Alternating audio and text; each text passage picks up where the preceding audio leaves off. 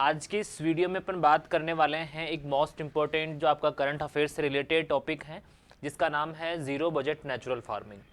देखिए, अपन बात करें, आपका जो ज़ीरो बजट नेचुरल फार्मिंग है वो काफ़ी अभी ट्रेंडिंग में चल रहा है 2019 से भी बात करें तो इस प्रकार का जो ये मॉडल है जिसमें जो फार्मर्स हैं उनके बजट को जो है ज़ीरो करते हुए किस प्रकार से ट्रेडिशनल जो एग्रीकल्चर है या नेचुरल जो एग्रीकल्चर है उस पर फोकस किया जा रहा है।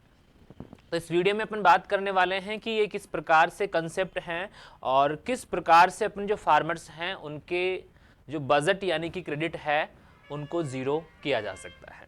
जैसा कि अपन बात करें, आपका जो ग्रीन रिवोल्यूशन का जो बैड इम्पैक्ट आपके जो एग्रीकल्चर पे आया है, ठीक है, जो आपका ग्रीन रिवोल्यूशन था उस टाइम काफ़ी जो फर्टिलाइजर्स का यूज़ किया गया, तो उसके जो बैड इम्पैक्ट्स हैं उनसे सॉइल की जो फर्टिलिटी है वो लगातार जो है घट रही है। और उसी प्रकार में या उसी रेंज में अगर अपन बात करें, जो पॉपुलेशन है इंक्रीज़ हो रही है, तो इन दोनों को बैलेंस करने के लिए आपके जो एग्रीकल्चर के कुछ जो न्यू इनोवेटिव कंसेप्ट है वो डेवलप किए जा रहे हैं। तो इस अपन बात करें इस कंसेप्ट की, ये काफ़ी पुराना कंसेप्ट है, लेकिन इस जो कंसेप्ट है उसको जो आपका बजट 2019 था उसमें इन्फोर्स में लाया गया। तो चलिए बात करते हैं सबसे पहले कि जीरो बजट नेचुरल फार्मिंग है वो एक्चुअल में होता क्या है।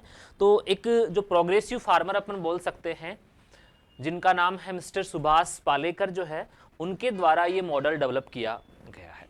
और इसमें किस प्रकार से जो आपके एग्रीकल्चर प्रोडक्शन में जो इनपुट होते हैं या जो भी रिसोर्सेज जिनको अपन यूटिलाइज करते हैं, फार्मर यूटिलाइज करता है फॉर क्रॉप प्रोडक्शन, तो उनको कम करते हुए या उनके जगह पे कुछ जो आपके नेचुरल रिसोर्सेज हैं या जो आपके फार्म रेजिड्यूज हैं या फार्म रिसोर्सेज हैं उनका यूटिलाइजेशन करते हुए ये सिस्टम डेवलप किया गया है।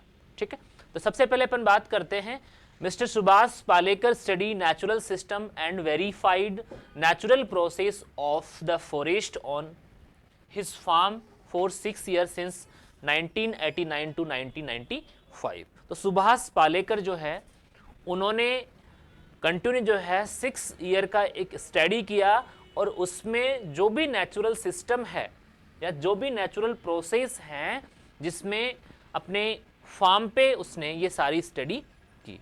ठीक है, और इस रिसर्च से उसने क्या क्या चीज़ें हैं वो समझी कि किस प्रकार से अपन जो एग्रीकल्चर का जो प्रोडक्शन जो कर रहे हैं या एग्रीकल्चर में जो कई प्रकार की क्रॉप्स को जो अपन ग्रो कर रहे हैं, तो उसको किस प्रकार से एक नेचुरल प्रोसेस से या नेचुरल जो एनवायरनमेंट है उनमें किस प्रकार से उसको जो आपके इंसेक्ट पेस्ट है या न्यूट्रिएंट रिक्वायरमेंट्स हैं इनसे फुलफिल किया जा सकता है। साथ ही जो मैनेजमेंट है अदर टाइप्स के, उनको किस प्रकार मैनेज किया जा सकता है।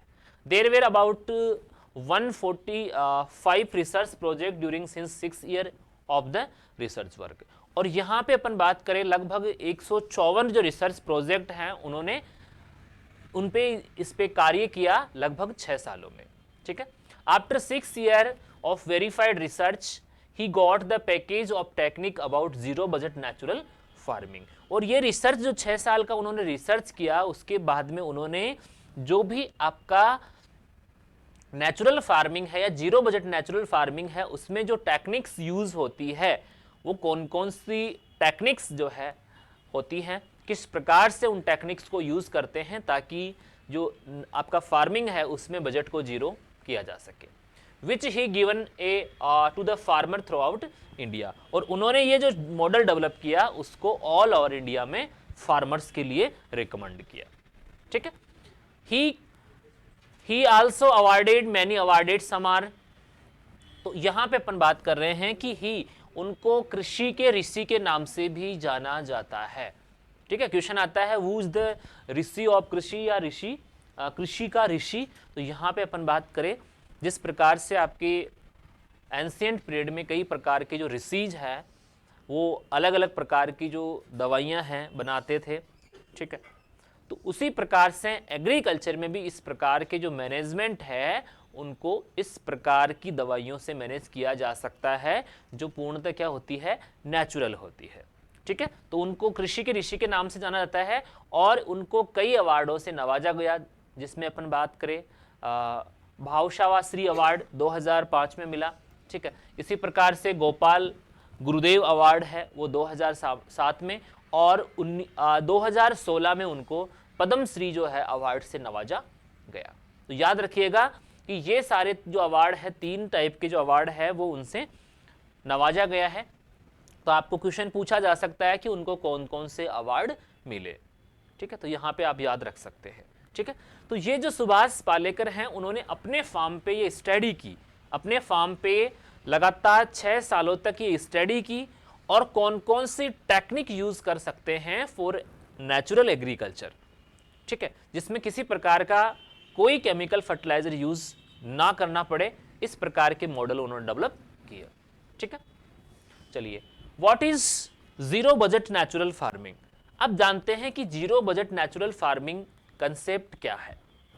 देखिएगा, जीरो बजट नेचुरल फार्मिंग और holistic agriculture is a method of agriculture that counters of commercial expenditure and things required for the crop for the growth of plant at present around the root zone. तो उन्होंने ये concept बनाया कि जो भी आपके plants को nutrients वगैरह या जो भी उसको सप्लाई की आवश्यकता होती है वो उसके रूट जोन में प्रेजेंट होता है, उसको समझना जरूरी है कि उसको किस प्रकार से अपन ये चीज़ें अवेलेबल करवा सके।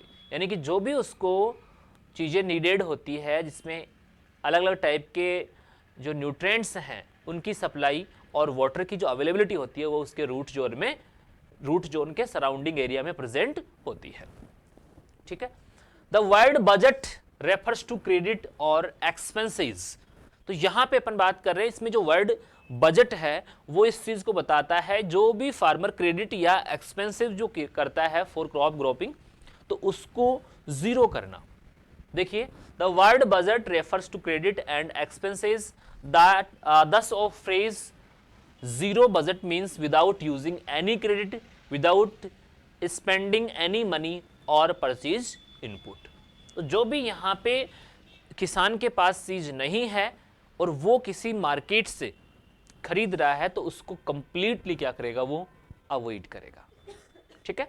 तो जीरो बजट का मतलब क्या है कि ऐसी फार्मिंग जिसमें किसी प्रकार का कोई परचेज किया हुआ इनपुट या ऐसा इनपुट जिसको पे करना पड़े उसको यूज करने के लिए, तो इस प्रकार के जो आपके इनपुट हैं उनको कंप्लीटली अवॉइड किया जा सके, ठीक है। इसके साथ ही जीरो बजट का मतलब क्या हो गया कि बाहर से कोई इनपुट आपको यूज नहीं करना है, जिसको भी आपको परचेज करना पड़े या जिसके लिए आपको पैसा खर्च करना पड़े, उस प्रकार के यूनिट इनपुट को जो है आपको कंप्लीटली अवॉइड करना है। दूसरा वर्ड है natural farming. Natural farming means nature and without chemicals, ठीक है। यानी कि नेचर के साथ, आपकी प्रकृति के साथ आप किस प्रकार से कॉम्बिनेशन बना के एग्रीकल्चर करेंगे, और साथ ही उसमें किसी प्रकार के जो केमिकल फर्टिलाइजर्स हैं, पेस्टिसाइड हैं, इनको यूटिलाइज नहीं करेंगे। तो सीधा सिंपल मीन ये निकल के आता है आपके जीरो बजट नेचुरल फार्मिंग का कि ऐसा सिस्टम फार्मिंग का जिसमें इनपुट कॉस्ट जो है उसको जीरो करते हुए, यानी कि बाहर से कोई इनपुट यूज ना करते हुए, नेचर का ध्यान रखते हुए, आपका जो नेचर है उसको प्रोटेक्शन करते हुए, जो केमिकल फर्टिलाइजर है उनको अवॉइड करते हुए फार्मिंग करना क्या कहलाता है आपका जीरो बजट नेचुरल फार्मिंग।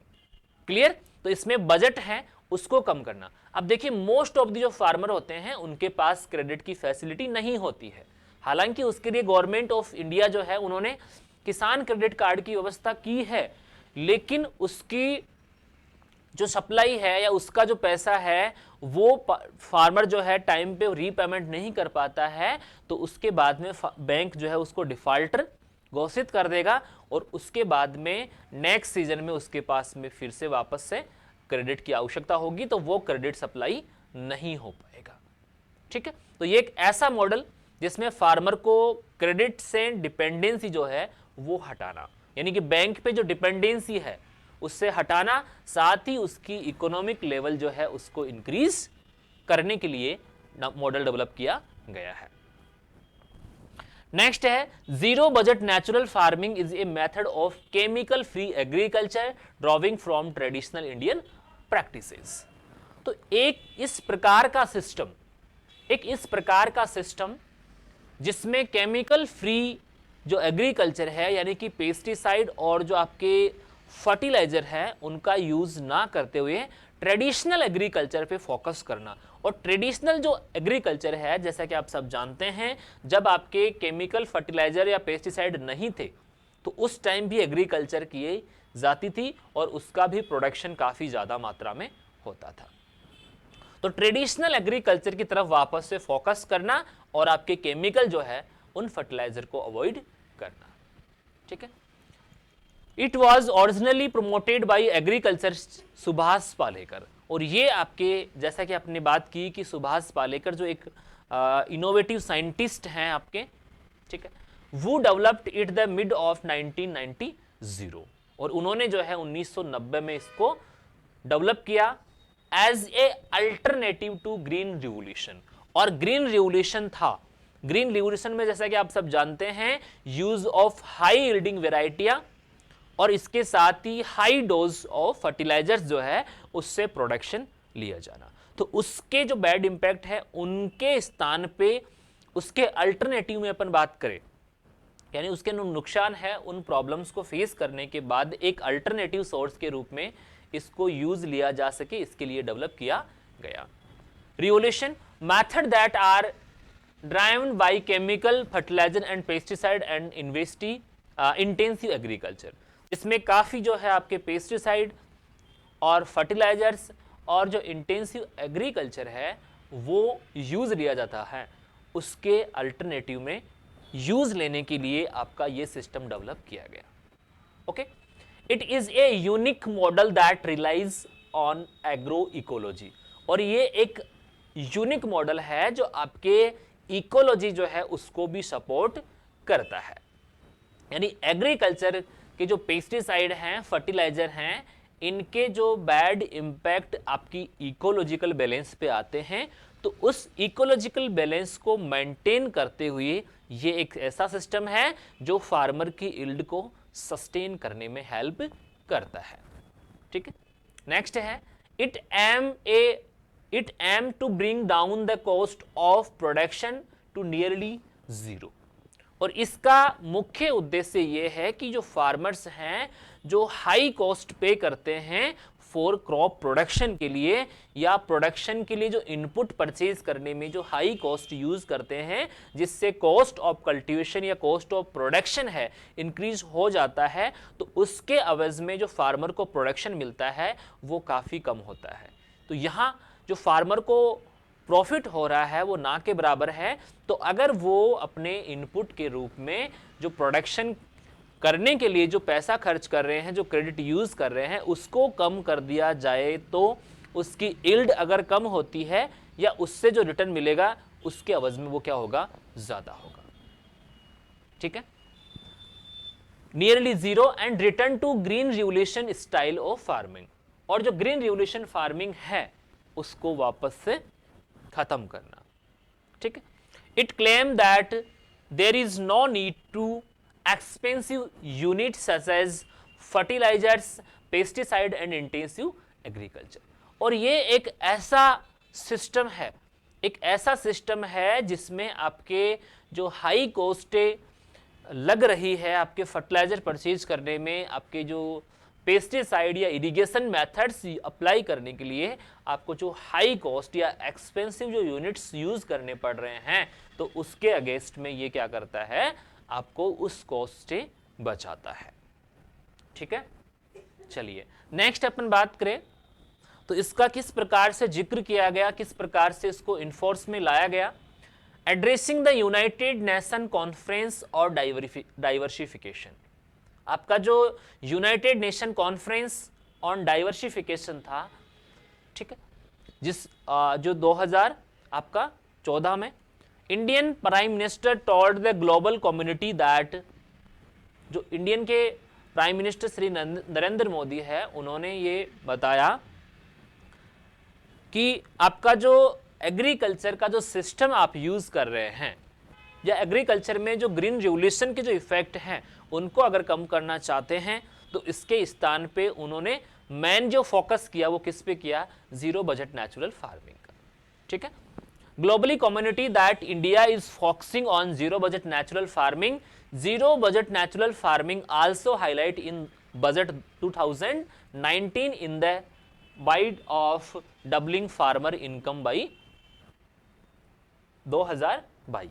2022 तक जो फार्मर की इनकम को डबल करने के जो प्रयास हैं उसमें आपका जीरो बजट नेचुरल फार्मिंग कुछ योगदान दे सकता है। ये बजट 2019 में फोकस किया गया या इस बजट में इसको हाईलाइट किया गया। ओके, लेकिन इसके बावजूद अपन बात करते हैं जो आपका national academy of agriculture science है, national academy of agriculture science है, उन्होंने बताया कि जब तक आपके जो साइंटिस्ट है इस फील्ड के उनका प्रॉपर जो गाइडेंस या प्रॉपर जो इसके रूल्स जो रेगुलेशन है वो ना मिल जाए तब तक जीरो बजट नेचुरल फार्मिंग को प्रमोट करने की कोई आवश्यकता नहीं है। लेकिन इसको बजट में जो है हाईलाइट किया गया, लेकिन उसके बाद में जो नेशनल एग्रीकल्चर जो साइंटिस्ट है, ठीक है, साइंस के जो लॉग है उन्होंने कहा कि गवर्नमेंट को अभी जीरो बजट नेचुरल फार्मिंग को प्रमोट करने की आवश्यकता नहीं है जब तक आपके जो वैज्ञानिक है वो वैलिडेशन ना दे दे। ठीक है, चलिए नेक्स्ट अपन बात करें पालेकर विजन। अब जो मिस्टर पालेकर है, सुभाष पालेकर, जिन्होंने zero budget natural farming process को या इसके मॉडल को जो है वो डेवलप किया, तो ये डेवलप किया तो उनकी क्या थिंक्स हैं, उनके क्या विजन्स हैं। ठीक है, the model eliminate cost of fertilisers, pesticide and seeds, gently reduce the innovative of brows one of the chief cause for farmer suicide in the country. तो उनका मानना है कि मोस्ट ऑफ द जो फार्मर आपके ऐसे कॉस्ट जो काफी ज्यादा जो है फार्मर को परेशान करते हैं या ज्यादा उनका लोड हो जाता है, बर्डन हो जाता है, वो है आपके पेस्टिसाइड के, सीड के और फर्टिलाइजर्स का। तो इसका जो हाई कॉस्ट पे करता है तो ये एक क्रेडिट का एक मेजर लोड फार्मर के सर पे रहता है और ये ही रीजन है मेनली जो फार्मर सुसाइड कर रहे हैं कंटिन्यू। ठीक है, जैसा कि आप डेटा देखते हैं कि फार्मर कंटिन्यू जो है सुसाइड करते हैं और इनके जो है डेटा वो आपको सही अवेलेबल नहीं करवाए जाते हैं। ठीक है, लेकिन मोस्टली जो फार्मर है, जैसे अपन बात करें महाराष्ट्र के जो फार्मर्स हैं, कुछ डेटा हैं उनके अनुसार महाराष्ट्र के जो फार्मर्स हैं उन्होंने सबसे ज़्यादा जो है वो पिछले 4 या 5 सालों में सुसाइड किए हैं। ओके, तो किसानों के जो सुसाइड करने के रीजन है उसमें एक रीजन ये भी है कि उस पर जो बैंक का जो बर्डन होता है या बैंक का जो लोड होता है क्रेडिट का, तो उसको कम करने के लिए ये एक ऐसा विकल्प है जिसमें आप इसको यूटिलाइज कर सकते हैं। नेक्स्ट है, he believes in a method of cultivation which makes already existing nutrients in the soil such as phosphorus, potash, zinc, calcium available in the absorb from the plants. तो उनका मानना है कि जो भी प्लांट्स को न्यूट्रिएंट की आवश्यकता होती है, उसमें मेनली कौन से हैं, फॉस्फोरस हैं, पोटाश है, जिंक है और कैल्शियम है, तो वो आपके ऑलरेडी सॉइल में प्रेजेंट होते हैं। ठीक है, ऑलरेडी प्लांट जो है उसको एब्जॉर्ब कर सकता है क्योंकि वो सॉइल में ऑलरेडी अवेलेबल होते हैं। ओके, या फिर वो ऐसे इनपुट्स यूज करे जिनका कॉस्ट ज्यादा ना हो और इसमें जो सिंथेटिक कंपाउंड्स हैं उनको आप कंप्लीटली अवॉइड कर देंगे, ये मानना है या ये इस प्रकार से सोचते हैं वो आपके सुभाष पालेकर जी। चलिए नेक्स्ट बात करें, zero budget natural farming is based on 4 pillars. अब देखिए ये जो आपकी स्कीम है उसके मेनली 4 पिलर्स हैं, यानी कंप्लीट जो सोविंग से लेके हार्वेस्टिंग तक जो क्रॉप को आप प्रोटेक्शन, उसको न्यूट्रिएंट, उसको वाटर की जो सप्लाई करते हैं, तो उनके लिए उन्होंने एक जो मॉडल है या अपन बोल सकते हैं कुछ ऐसे टेक्निक्स डेवलप किए हैं लगातार 6 साल की रिसर्च के बाद में कि जो भी प्लांट की मोस्टली जो लाइफ के इवेंट्स होते हैं, प्लांट के जो लाइफ के मोस्टली इवेंट्स होते हैं, तो उन इवेंट्स में अपन किस प्रकार से जो है वो आर्टिफिशियली जो फर्टिलाइजर है उनके स्थान पे अपन क्या कर सकते हैं, नेचुरल प्रोसेस से या नेचुरल जो कंपाउंड्स हैं उनकी हेल्प से कुछ यूज करें तो क्या इफेक्ट सॉइल पे या प्लांट्स पे रहेगा। तो यहाँ पे इसके 4 पिलर हैं, इन 4 पिलर को अपन डिटेल में स्टडी करेंगे और समझने की कोशिश करेंगे कि ये 4 पिलर ही ऐसे पिलर्स हैं जिन पे आपका zero budget natural farming work कर सकता है। देखिए यहाँ पे 4 जो पिलर्स हैं वो कौन कौन से हैं, देखिएगा। सबसे पहला है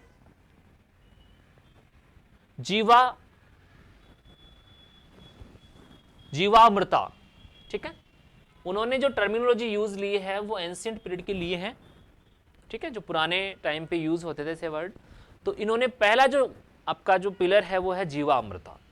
अब देखिए जीवामृता क्या होता है, तो जीवामृता बेसिकली जो प्लांट को न्यूट्रिएंट सप्लाई करने के लिए आवश्यक होता है, ठीक है, न्यूट्रिएंट सप्लाई करने के लिए आवश्यक होता है। तो उसका एक प्रकार से वो जिसको फार्म पे बनाया जा सकता है इस प्रकार का एक मिक्सचर होता है, और उस मिक्सचर को जो है सोइल पे अप्लाई करते हैं। तो उस अप्लाई करने पे क्या होगा कि प्लांट को जो न्यूट्रिएंट है उनकी प्रॉपर सप्लाई हो सकती है, ठीक है। तो पहला क्या है आपका जीवामृता। देखिए it is a mixture of fresh cow dung and aged cow urine. देखिए इसमें क्या है कि एक इस प्रकार का मिक्सचर है जिसमें जो काउ डंग है फ्रेश अपन यूज कर रहे हैं, और जो एज्ड काउ है, ठीक है, एज्ड काउ है उसका क्या यूज कर रहे हैं अपन, यूरिन यूज कर रहे हैं। और यहां पे एक दूसरी लाइन दी गई है कि both from the indigenous cow breed, और इनका जो है इंडिजीनियस यानी कि ये जो काउ है वो कौन सी है, देसी काउ होनी चाहिए, ठीक है। मार्केट में जो काफ़ी आपकी एग्जोटिक ब्रीड है, हाइब्रिड है, उनको इसमें यूज़ नहीं लिया जा सकता है, ठीक है, उन्होंने रिसर्च में बताया ये, ठीक है। तो उन्होंने जो है वो काउ डंग फ्रेश और जो एज्ड काउ है उसका यूरिन सजेस्ट किया है। इसमें और क्या क्या मिक्स करेंगे, जगरी, ठीक है, यानी कि गुड़, दूसरा है pulse flour, water and soil, ठीक है। और इसको अपन कहां यूज करेंगे, to be applied on farm land. तो एक इस प्रकार का मिक्सचर जिसमें अपन ये सारी चीजें डाल के उसके बाद में जिस पे आपको कल्टीवेशन करना है या जिस फार्म पे आपको अप्लाई करना है उस पे क्या करते हैं, इसको डाल देते हैं, ठीक है। तो पहला क्या हो गया आपका जीवामृता, ठीक है। दूसरा है आपका बीजामृता, दूसरा क्या है आपका बीजामृता। देखिए बीजामृता क्या है, ठीक है, इसमें क्या है, it is a concoction of neem leaves, pulp, tobacco and green chillies prepared for insect pest management that can be used treat seed। तो यहां पे बीजामृता यानी कि सीड बोर्न जो डिजीज होती है, कौन सी वाली, सीड बोर्न या फिर अपन बात करें आपके सोइल बोर्न। तो सीड बोर्न और आपके जो सोइल बोर्न डिजीज हैं उनके इंसिडेंस को कम करने के लिए यहां पे जो है एक इस प्रकार का मिक्सचर बना रहे हैं जिसमें आपकी नीम की पत्तियां, ठीक है, या उसका जो पल्प है, टोबैको, ग्रीन चिल्ली, इनको आपस में इस प्रकार से मिक्स करके प्रिपेयर्ड करके बनाया जाता है जो पेस्ट या इंसेक्ट मैनेजमेंट के लिए यूज हो सकता है। और इसका यूज कहां करते हैं अपन, सीड को ट्रीट करने के लिए, ओके। तो पहला क्या हो गया आपका जीवामृता, दूसरा क्या हो गया बीजामृता, तीसरा है आपका आच्छादन। तीसरा क्या है आपका आच्छादन। आच्छादन का मतलब होता है किसी चीज को कवरिंग प्रोवाइड करना। अब देखिए ये क्या कर रहा है, न्यूट्रिएंट सप्लाई कर रहा है, ये क्या कर रहा है, आपके जो इंसेक्ट पेस्ट हैं उनके इंसिडेंस को कम कर रहा है। इसी प्रकार से आच्छादन यानी कि इसको क्या बोलेंगे अपन, मल्चिंग। तो मल्चिंग किसकी सप्लाई करेगा, यहाँ पे जो एक्सेस लॉस होता है वाटर का उसको रोकेगा। ठीक है, देखिए it is protect top soil during cultivation and does not destroyed it by tilling. तो ये जो है आपके सॉइल को जो है या सॉइल की टॉप लेयर है उसको प्रोटेक्ट कर रहा है, उसको प्रोटेक्शन प्रोवाइड कर रहा है ताकि वहाँ से जो सॉइल की स्ट्रक्चर है वो भी डिस्ट्रॉयड ना हो और साथ ही वहाँ पे जो प्लांट के लिए जो मॉइस्चर कंटेंट है वो सॉइल में एज इट इज बना रहे। ठीक है, तो ये क्या है आपका आच्छादन। और यहाँ पे अपन बात करें नेक्स्ट है वो है आपका वापसा। ठीक है, वापसा वो क्या है, देखिए it is a condition where there are both air molecules and water molecules present in the soil. ठीक है, तो यहां पे सोइल में एरिएशन स्टेटस या एरिएशन को मेंटेन करने के लिए, एरिएशन को प्रॉपर बनाए रखने के लिए इसमें क्या किया गया है कि ऐसी कंडीशन डेवलप करने की कोशिश करना ताकि सोइल जो है उसमें वाटर और एयर दोनों की क्या हो, प्रेजेंस हो। ठीक है, बिकॉज यू नो जो आपके प्लांट्स हैं वो मोस्टली न्यूट्रिएंट तभी अपटेक कर पाएंगे जब सॉइल में जो है आइडियल कंडीशन होती है। ठीक है, अनफेवरेबल कंडीशन होगी, वाटर लॉगिंग कंडीशन होगी या कंप्लीट ड्राई कंडीशन होगी, दोनों ही कंडीशन प्लांट के लिए यूजफुल या फेवरेबल कंडीशन नहीं होती है। ओके, तो ये बेसिक कंसेप्ट या चार जो पिलर्स हैं इनको यूटिलाइज किया जा रहा है। ठीक है, अब देखिए जो मेनली जो फोकस करना पड़ता है, सबसे ज्यादा जो पेस्टिसाइड यूज होता है। ठीक है, अपन मोस्टली जो प्लांट को जहां पे अपन केमिकल वर्ड यूज लेंगे तो वहां पे सबसे पहला आता है आपका फर्टिलाइजर। बिकॉज आप सभी को अच्छे से पता है कि प्लांट में न्यूट्रिएंट सप्लाई करने के लिए आपको फर्टिलाइजर ऐड करने ही पड़ेंगे, लेकिन उनसे ज्यादा इंपॉर्टेंट चीज ये है, अगर अपन चाहें तो उसके स्थान पे जो FIM है, वर्मी कंपोस्ट है, ठीक है, या कंपोस्ट जो है वो ऐड कर सकते हैं। लेकिन यहां पे जो दूसरा और डेंजरस इफेक्ट है वो है आपकी इंसेक्ट और पेस्ट का अटैक। ठीक है, इंसेक्ट, पेस्ट या डिजीज का जो अटैक है उनको कंट्रोल करने के लिए तो आपको पेस्टिसाइड जो है वो यूज करने ही पड़ेंगे। ठीक है, तो इसमें मेनली जो पेस्टिसाइड है उसको अवॉइड करने के लिए जो आपका पेस्ट या डिजीज कंट्रोल है उनके लिए कुछ अलग से जो है जो ब्रह्मास्त्र है उनका प्रयोग किया है, यानी नेचुरल प्रोसेस से उनको कंट्रोल करने की कोशिश की है। तो देखते हैं किस प्रकार से उन्होंने पेस्ट जो कंट्रोल है उसके लिए क्या क्या चीजें रखी हैं। देखिएगा, डिफरेंट अस्त्राज फॉर पेस्ट मैनेजमेंट। तो उन्होंने पेस्ट के मैनेजमेंट को देखते हुए या जो मोस्टली जो पेस्टिसाइड यूज होते हैं वो डिजीज या इंसेक्ट कंट्रोल में होते हैं, तो इनके लिए कुछ अस्त्र बनाए जिसमें 3 जो है मेनली आपको दिख रहे हैं। यहां पे पहला है अग्निस्त्रा। अग्निस्त्रा क्या है देखिएगा, this primarily is the mixture of chilli, garlic, neem and cow dung to use control of insect. ठीक है, तो ये एक ऐसा मिक्सचर है जिसमें आपके चिली है, गार्लिक है, नीम है। ठीक है, इसके साथ जो काऊ का यूरिन है यूज टू कंट्रोल इंसेक्ट, जिसमें अपन बात करें leaf roller, stem borer, fruit borer and pod borer. ठीक है, तो इसको उन्होंने नाम दिया अग्निस्त्रा। ओके, दूसरा है ब्रह्मास्त्रा। देखिए ब्रह्मास्त्रा क्या है, mixture of several Lockley available plants like Neem, guava, custard Apple, pomegranate etc with cow urine and used to spray over the leaves of the plants। तो उन्होंने ये जो लॉकली अवेलेबल प्लांट्स हैं, लोकली जो अवेलेबल प्लांट्स हैं उनका जो है वो मिक्सर लिया, और उस मिक्सचर में अगर अपन बात करते हैं तो उसमें कुछ प्लांट्स जैसे कि नीम है, गुआवा है, कस्टर्ड एप्पल है, पोमग्रेनेट है, उनको काऊ जो यूरिन है उसमें मिक्स करके जो भी एरिया है या जो भी प्लांट का जो लीव्स वगैरह है उन पे स्प्रे किया जाना। ठीक है, तीसरा है आपका नीमास्त्रा। नीमास्त्रा क्या है? Mixture of cow dung, urine, Neem, it is ETC and use against leaf sucking insect and many bugs. तो पेस्ट कंट्रोल पे मेनली फोकस किया गया और उसमें अलग अलग प्रकार के जो मैथडोलॉजी से डेवलप की गई जो टेक्निक्स हैं, जो लगातार उन्होंने 6 साल रिसर्च किया, उसके बाद में उन्होंने ये सारी चीज़ें कि ये सारी टेक्निक्स हैं उनको आप पेस्ट जो कंट्रोल है उसमें यूज़ कर सकते हैं।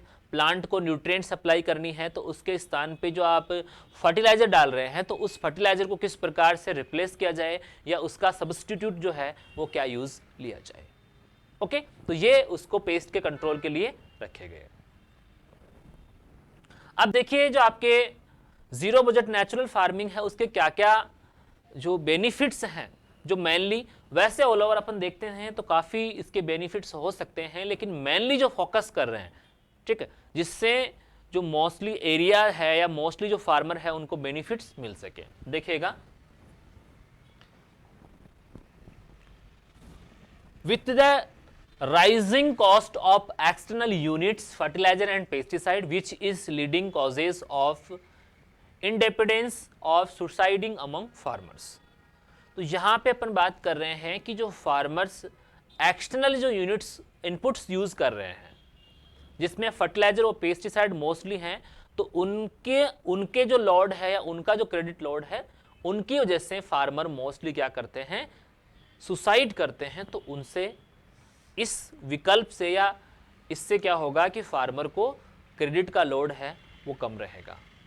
दूसरा है, according to National Sample Survey Office, जो आपका NSSO है, उन्होंने बताया कि almost 70% of agriculture household spend more than they are earn and more than half of all farmer are the debate. तो उन्होंने बताया कि लगभग 70% जो फार्मर है, लगभग 70% जो फार्मर हैं वो जितना पैसा कृषि से कमाते हैं, कृषि से जो कृषि उत्पादन जो करते हैं उसकी अवज में या उसकी तुलना में कई गुना ज़्यादा वो उसमें खर्चा कर देते हैं, और इसमें लगभग आपके सभी प्रकार के फार्मर्स जो है उन पे क्रेडिट का या बैंक का लोड रहता है।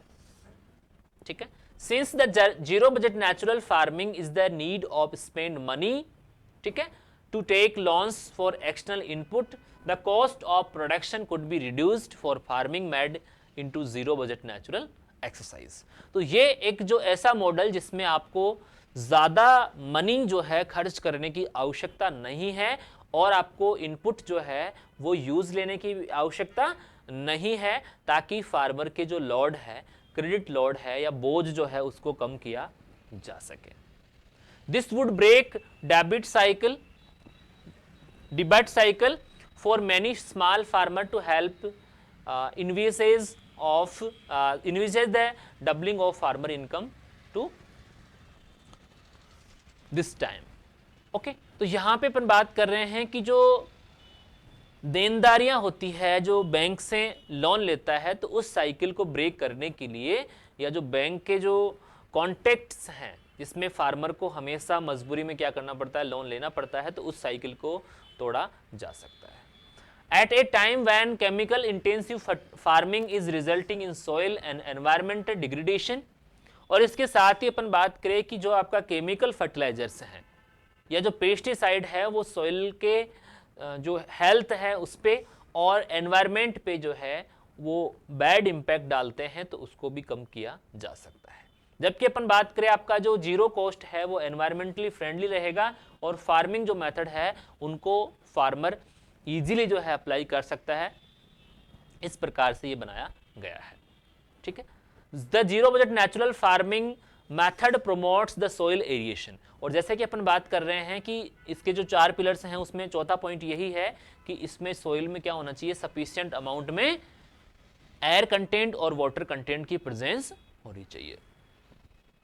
ठीक है, नेक्स्ट है minimal watering, intercropping, berms and top soil mulching and discourage intensive agriculture and deep ploughing. ठीक है, तो इसके लिए जो फार्मर्स हैं वो इंटेंसिव एग्रीकल्चर है वो कर रहा है, तो उससे भी उसको क्या मिलेगा, राहत मिलेगी। ठीक है, ठीक है। नेक्स्ट है आपका it suit all crops in all agroclimatic Jones, और ये जो डेवलप किया गया है मॉडल वो सभी प्रकार की क्रॉप्स और सभी प्रकार के एग्रोक्लाइमेटिक जोन्स में यूज लिया जा सकता है। Citing the benefits of zero budget natural farming in June 2018 Andhra Pradesh rolled out the ambitious plans to become India first state to practice 100% annual natural farming by 2024। तो आंध्र प्रदेश एक ऐसा आपका जो स्टेट है, आंध्र प्रदेश एक ऐसा स्टेट जिन्होंने 2018 को ये प्रॉमिस किया कि वो 2024 तक अपना जो भी प्रोडक्शन है या जो भी एरिया है उसको 100% नेचुरल फार्मिंग बनाने की कोशिश करेगा, या उन्होंने ये महत्वाकांक्षा जाहिर की कि वो 2024 तक उसके कंप्लीट एरिया को नेचुरल फार्मिंग है उसमें कन्वर्ट कर देगा। ठीक है, some unique quality of zero budget natural farming. अब देखिए ये जो फार्मिंग का सिस्टम है इसकी कुछ स्पेसिफिक क्वालिटी है। देखिएगा, in the zero budget natural farming nothing has to purchase from the outside. तो जीरो बजट नेचुरल फार्मिंग एक ऐसा प्रोसेस है जिसमें आपको बाहर से कुछ भी खरीदने की आवश्यकता नहीं है।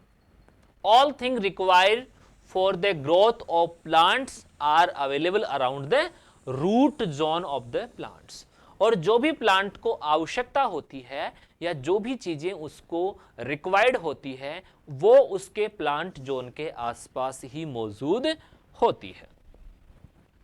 98 to 98.5 nutrients are taken from air, water and solar energy, और मोस्ट ऑफ द जो प्लांट है लगभग 98 से लेके 98.5% जो न्यूट्रिएंट है वो कहां से ले सकते हैं, वो एयर से ले सकते हैं, वाटर से ले सकते हैं और सोलर एनर्जी से।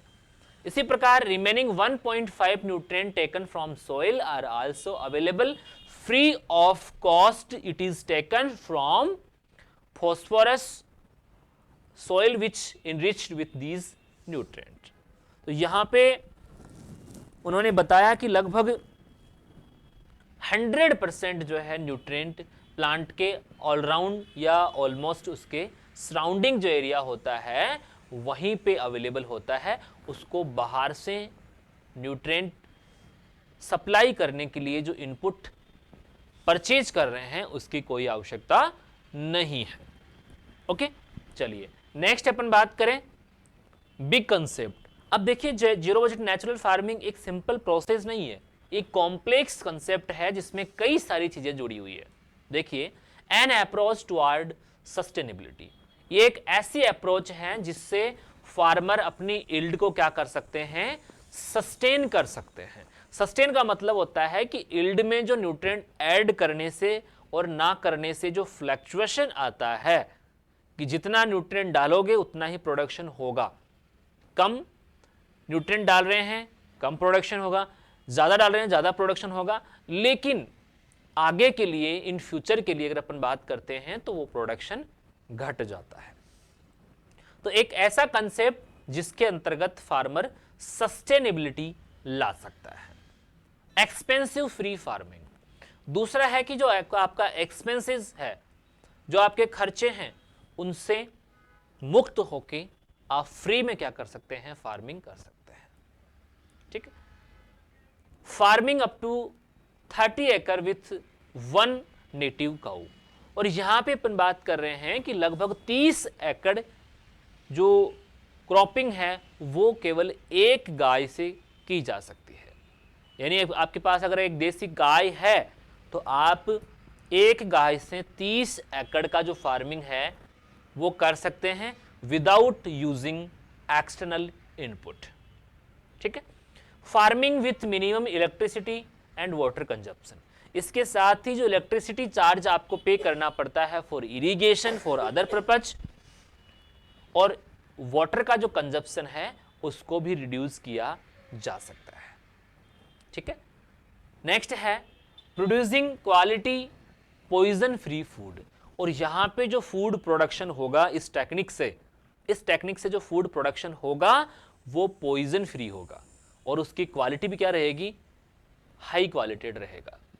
Okay, agriculture without external input, और साथ ही एग्रीकल्चर पे जो डिपेंडेंसी रहती है इनपुट्स की, उनको या उनसे भी आपको राहत मिल सकेगी।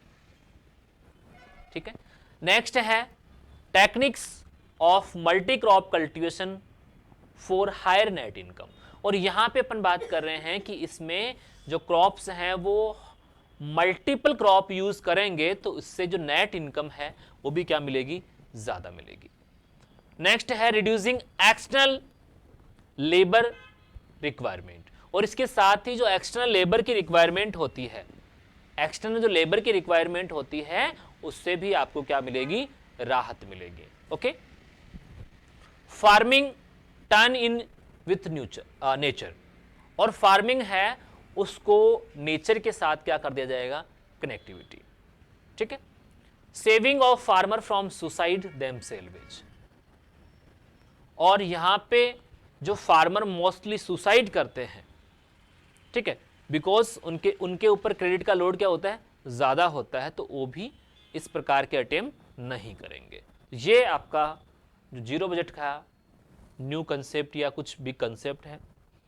अब देखिए कि इसमें कौन कौन सी टेक्निक्स यूज करें ताकि आपको जो केमिकल फर्टिलाइजर्स हैं या कॉस्ट है उसको रिड्यूस किया जा सके। तो इसके लिए सम जो इंपॉर्टेंट प्रिंसिपल्स हैं, इन प्रिंसिपल को यूज करते हुए अपन जो नेचुरल फार्मिंग है वो कर सकते हैं। देखिएगा, इसको थोड़ा सा डिटेल में समझने की कोशिश करते हैं। सबसे पहला है आपका सोइल प्रोटेक्शन।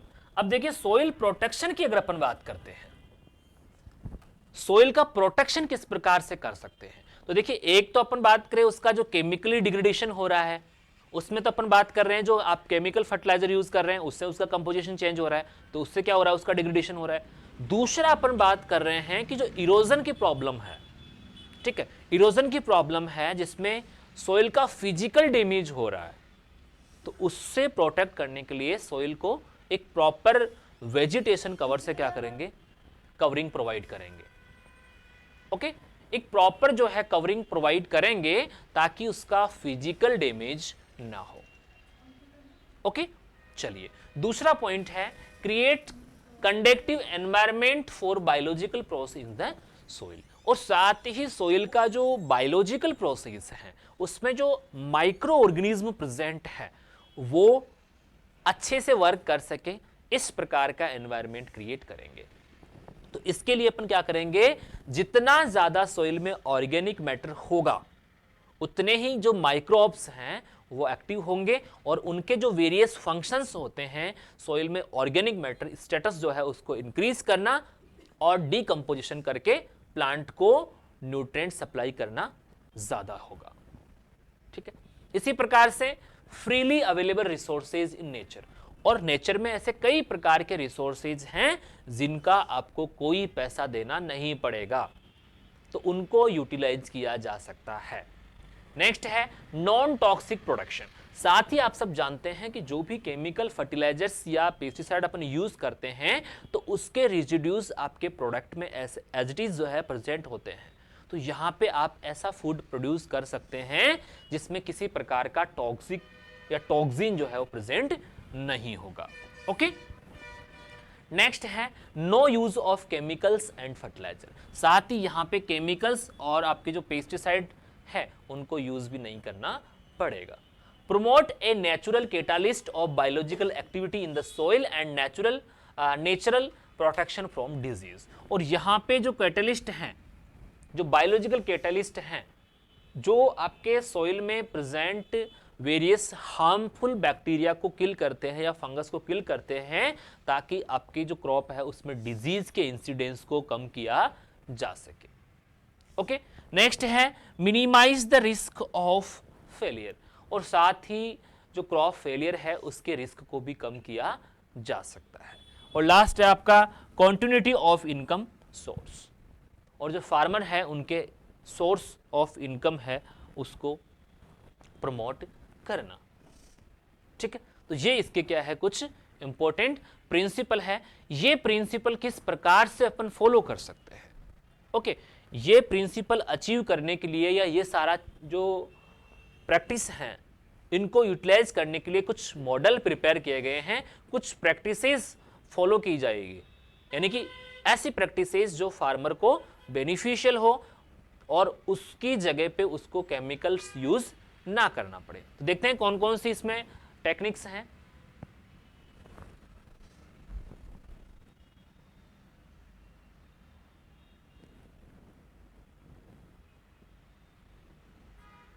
देखिएगा, सबसे पहला है लो इनपुट फार्मिंग। तो इनपुट है उसको किस प्रकार से कम कर सकते हैं। देखिएगा, the production cost of farmer is zero as no input need to purchased. Farmer जो है उनको कोई भी इनपुट है वो खरीदने की आवश्यकता नहीं है, बिकॉज यहां पे अपन क्रॉपिंग का नाम ही क्या लेके चल रहे हैं, zero. Okay, as 1.5 to 2.0% of nutrient are taken from soil by the plant, there is no need add fertilizers। तो आप सभी को पता है कि केवल 1.5 से 2% फर्टिलाइजर ही सोइल जो है उसको उसमें प्रेजेंट है जिसको प्लांट यूज कर लेगा। तो आपको जो फर्टिलाइजर है वो ऐड करने की आवश्यकता नहीं है। नेक्स्ट है these nutrient provided by nature as in the forest in totally free from cost। और ये इनपुट्स जो है या ये जो न्यूट्रिएंट्स हैं फॉरेस्ट जो है वहां पे नेचुरली प्रोवाइड करवाए जाते हैं, बिकॉज फॉरेस्ट प्लांट होते हैं उनकी लीव्स जो है उनकी लीव्स आपके सोइल पे रहेगी और वो डीकंपोज होकर क्या करेगी, न्यूट्रिएंट उसको सप्लाई करेगी।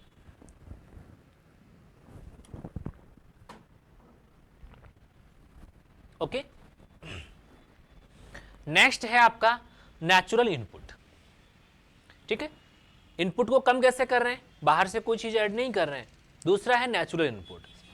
Natural farming does not require chemical input और organic compost like vermi culture.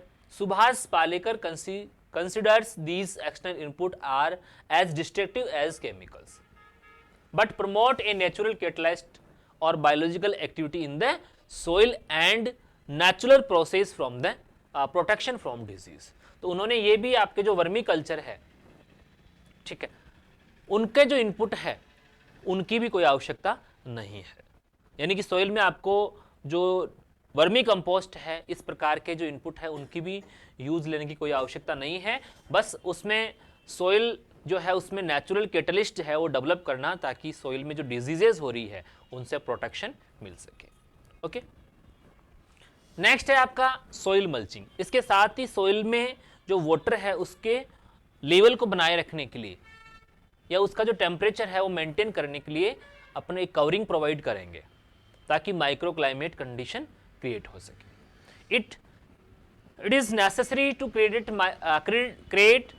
microclimate under which microorganism called develop can well develop, that is 25 to 32 degrees centigrade and 65 to 75% moisture content।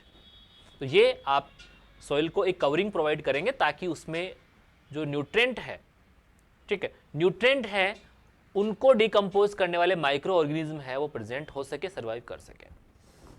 It create darkness and warmth in the soil. और ये क्या करते हैं, soil को जो darkness है वो बढ़ाते हैं या क्रिएट करते हैं, जिससे सोइल का टेम्परेचर क्या होता है, इंक्रीज होता है। It conserve humidity of the soil, soil की ह्यूमिडिटी को कंजर्व करते हैं। Cools it the cool and protect the micro organism. और सोइल को क्या रखते हैं, कम टेम्परेचर पे यानी कि कूल रखते हैं, जिससे माइक्रो ऑर्गेनिज्म है वो मेंटेन हो सके। Okay, mulching promote humus forming, suppression weed and maintain the water requirement of crop. और इसके साथ ही आपकी जो क्रॉप है उसमें जो वीड है या जो वाटर रिक्वायरमेंट है उसको कम करने का काम करती है। नेक्स्ट है मल्टी क्रॉपिंग। मल्टी क्रॉपिंग की बात करें कि एक से ज़्यादा क्रॉप लेंगे तो इसमें फार्मर जो है उसको इंडिविजुअली किसी पेस्ट या डिजीज को मेंटेन करने की आवश्यकता नहीं है, बिकॉज आपके मिक्स जो फार्मिंग होती है या जो मल्टी क्रॉप होती है उसमें ज़्यादा इंसेक्ट डैमेज नहीं होता है।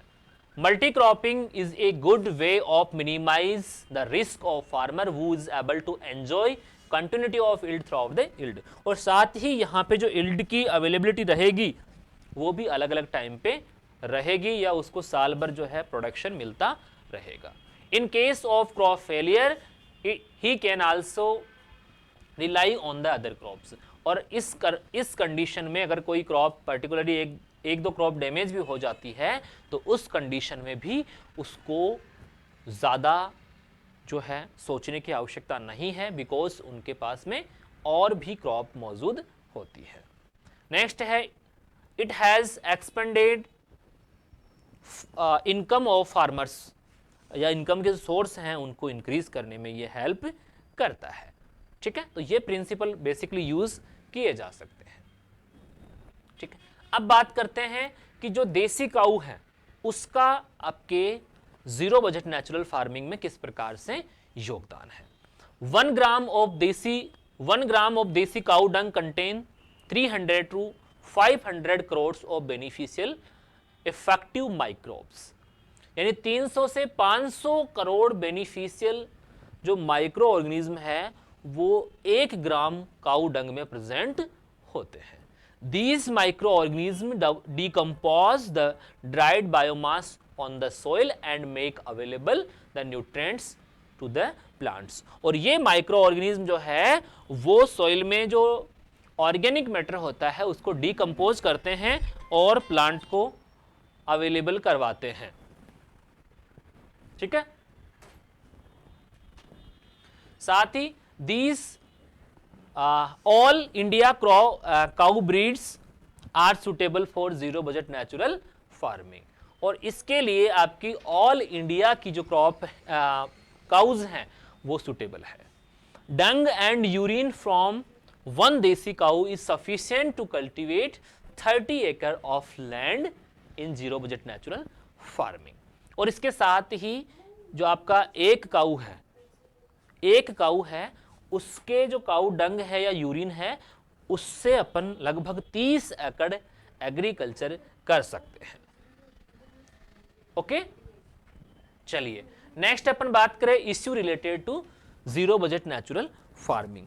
ये सब कुछ प्रॉफिट होने के बावजूद कुछ इश्यूज हैं जिनके कारण एग्रीकल्चर का ये सिस्टम ज्यादा पॉपुलर नहीं हो पा रहा है। ओके, तो इसके क्या क्या इश्यूज हैं देखिएगा। Sikkim India's first organic state, जैसा कि आप सब जानते हैं कि इंडिया का फर्स्ट ऑर्गेनिक स्टेट कौन सा है, आपका सिक्किम है। उन्होंने ये जो है अडॉप्ट किया। Has seen some decline in yield following conservation of organic conversion of organic farming. तो उन्होंने ये जो सिस्टम है उसको डेवलप किया लेकिन उन्होंने जो है अपनी जो यील्ड है उसमें कुछ कमी देखी। ठीक है, तो अपन कह सकते हैं कि जीरो बजट नेचुरल फार्मिंग में जो यील्ड हो रही है वो क्या होती है, कम होती है। ठीक है, many farmer have reverted to conventional farming after seeing their zero budget natural farming return drop after few years, और इससे जो आपके कुछ फार्मर्स हैं उन्होंने लगातार जो है यील्ड को गिरते हुए देखा और उसके बाद में वापस से हैं आपके जो कन्वेंशनल फार्मिंग है उसको वापस से अपना लिया। While zero budget natural farming definitely helped preserve soil fertility, its role to boosting productivity and farmer income it is not exclusive yet. मानते हैं कि आपका जो जीरो बजट नेचुरल फार्मिंग है वो सॉइल को प्रोटेक्शन प्रोवाइड करता है, प्रोडक्टिविटी है वो बढ़ाता है, लेकिन फार्मर की आय दुगनी हो सकती है या इनकम जो है वो बढ़ सकती है, ऐसा अभी तक रिपोर्ट नहीं किया गया है। Zero budget natural farming advocates the need of an agriculture Indian breed cow whose numbers are declined at the first phase, और जैसा कि अपन बात कर रहे हैं कि इसमें जो देसी काऊ की आवश्यकता होती है, लेकिन अपन देख पा रहे हैं कि देसी जो काऊ है उसकी संख्या लगातार घटती जा रही है। ठीक है, According to livestock census, the country's total population of indigenous and non-descriptive cattle had dropped by 8.1%। और जैसा कि आपकी जो लाइव स्टॉक सेंसस है उसमें ये रिपोर्ट किया गया है कि आपकी टोटल पॉपुलेशन है काऊ की, इंडिजीनियस काऊ की, वो 8.1 के समथिंग घट गई है। ठीक है। Low expenditure by the government. Last year the government launch Rashtriya Krishi Vikas Yojana, a flagship green revolution scheme. ठीक है, with a allocation of RS 3745 crore for the financial year in 2019-20। और जैसे कि अपन बात कर रहे हैं कि जो परंपरागत कृषि विकास योजना है उसके लिए 3745 करोड़ रुपए हैं फाइनेंशियल बजट में डिक्लेयर किए गए। जबकि अपन बात करते हैं, ठीक है, जबकि अपन बात करें कि आपका राष्ट्रीय कृषि विकास योजना के लिए, जबकि अपन बात करें परंपरागत कृषि विकास योजना के लिए यहां पे केवल और केवल जो है 325 करोड़ ही एलोकेटेड किए गए हैं। ठीक है, तो इसके कारण नेचुरल फार्मिंग जो है उसको प्रमोट नहीं किया जा सकता। वे ऑफ फॉरवर्ड, आगे के क्या रास्ते हो सकते हैं, किस प्रकार से ये प्रमोट हो सकता है, देखिएगा। There is a host of structural marketing issue which need to be addressing first before mining the achieve the ambition goal of zero budget natural farming for following example. तो इसके लिए इसके मार्केटिंग जो facility है उसको develop करने के लिए कुछ इश्यूज हैं, उनको सॉर्ट आउट किया जा सकता है, उसके बाद भी ये सिस्टम ज्यादा प्रॉफिट दे सकता है। देखिएगा, स्ट्रेंजिंग ऑफ एग्रीकल्चर मार्केटिंग इंफ्रास्ट्रक्चर, तो इसके लिए एग्रीकल्चर जो इंफ्रास्ट्रक्चर है मार्केटिंग का उसको वेल करना पड़ेगा। Extending the procurement mechanism of all food grains and non food grains crops on the state, और इसके साथ ही जो रिक्वायरमेंट है या मैकेनिज्म है फूड ग्रेन को सप्लाई की उसको भी बदलने की आवश्यकता पड़ेगी। Implementation of price deficiency payment system for selected crops, और जो आपकी क्रॉप की जो प्राइस डेफिशिएंसी है उस पर भी मेंटेनेंस करना पड़ेगा। Fixing minimum support price to consequence of the cost of cultivation, और इसके साथ ही फार्मर को जो MSP का जो प्रॉब्लम है, MSP जो है वो भी डिसाइड आपको करनी पड़ेगी। ठीक है, तो ये कुछ इसके रीजन है जिनको अगर आप आवश्यकता करेंगे, इसमें कुछ जो मनरेगा है उसको भी इसके साथ जोड़ेंगे, और मनरेगा के जो लोग हैं वो जीरो बजट नेचुरल फार्मिंग जो है प्रैक्टिस करके देखेंगे तो हो सकता है कि बेनिफिट्स हो सकता है। तो इस प्रकार जो फार्मर की जो इनकम है उसको डबल करना चाहते हैं तो ये सारे जो प्रॉब्लम्स हैं उनको आप सॉर्ट आउट करेंगे, उसके बाद में ये प्रॉफिटेबल हो सकता है। लास्ट में है conclusion, saving on cost seed fertilisers and plant protection chemical has been subtainable because of continuous incorporation of organic residues and replacement of soil fertility helps to maintain soil health. The new system of farming has freed the farmers from the debate trap and it is installed a renewed sense of confidence to make farming economically valuable nature। तो यहाँ पे ये एक ऐसा system है जिसमें farmer को credit की जो लॉड है उससे मुक्ति दी जाएगी। तो ये सिस्टम अपन ने अच्छे से समझा। आई होप आपको ये समझ में आया होगा। फिर भी किसी प्रकार का डाउट हो तो आप बिना संकोच के पूछ सकते हैं। आज की वीडियो में इतना ही। Thank you so much.